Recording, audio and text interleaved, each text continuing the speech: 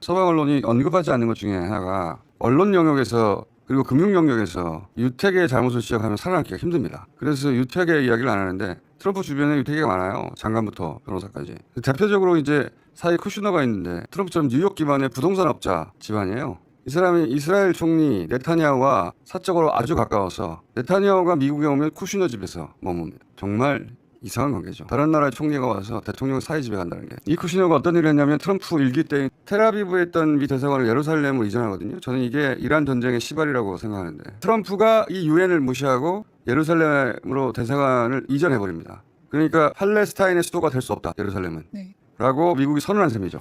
그 이후부터 이스라엘이 팔레스타인 말살 그리고 이란 공격 시작한 거예요. 근데 그 작업을 이 사이 쿠시너가 그때 했었습니다. 트럼프에게 이란이 협상에 임하는 것이 시간 벌기에 불과하다고 그렇게 왜곡 보고를 해서 트럼프가 이 작전을 하도록 유도했다. 그런 비판이 있었어요. 양심 선언했던 미 대테러 센터장 같은 사람은 쿠시너가 네. 미국보다 이스라엘 이익을 우선했다. 근데 이 쿠시너가 하위 제러드 쿠슈너 주도로 우라늄 농축 중단과 핵시설 해체 등 6개 요구안으로 중재에 나섰다고 전해졌습니다. 이 전쟁을 하도록 만든 쿠시너. 네. 그 쿠시너가 다시 협상의 책임자로 왔잖아요. 네.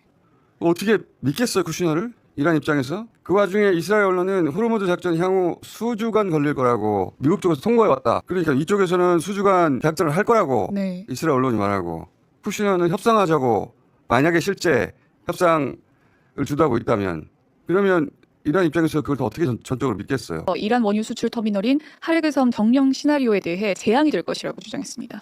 그래서 이제 멸망전으로 가는가? 그런데 어제 갑자기 트럼프가 공격 중단 지시를 했다는 겁니다.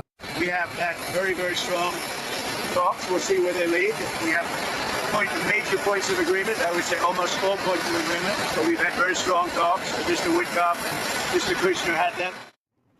그러니까 협상이 잘 되고 있다는 거야. 갑자기 뜬금없이 쿠시너 이름 나오잖아요. 네. 그리고 이 비행기를 타고 이제 행사에 갔거든요. 그 행사장에서도 이제 계속 이어서 얘기를 하는데 들어봅시다. With Iran, we've been negotiating for a long time. And this time they mean business. We're giving it 5 days and then we're going to see where that takes us. And I would say at the end of this period, I think it could very well end up being a very good deal for everybody. 네, 미국과 어떤 협상도 없었다며 가짜 뉴스라고 부인했습니다. 근데 둘 중 하나를 거짓말하고 있는 거 아니에요? 누가 거짓말하고 있는 걸까? We just had the Japanese Prime Minister commit to portions of her navy and the Japanese navy. 일본은 부인했죠. なんか日本が具体的なことを約束してきたとかですね、また宿題を持って帰ってきたということは全くないというのは事実です。 이건 어느 쪽이 거짓말하는 걸까요?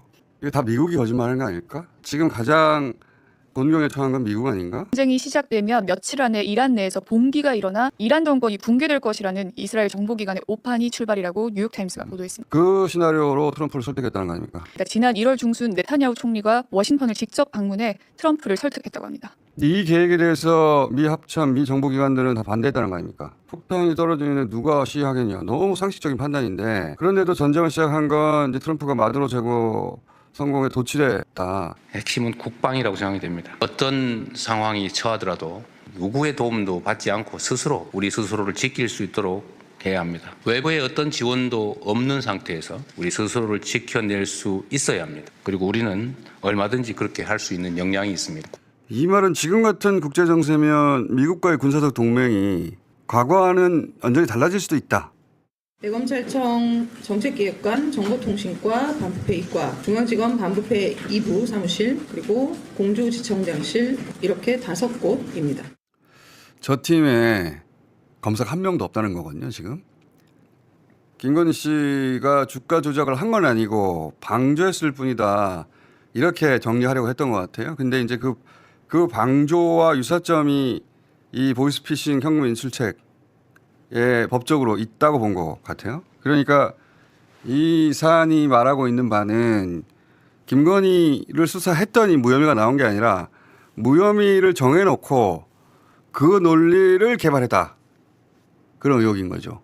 그런 의혹으로 당시 김건희에게 무혐의를 내렸던 서울중앙지검장 비롯해서 간부를 지금 출국 금지시키고 수사에 들어간 겁니다.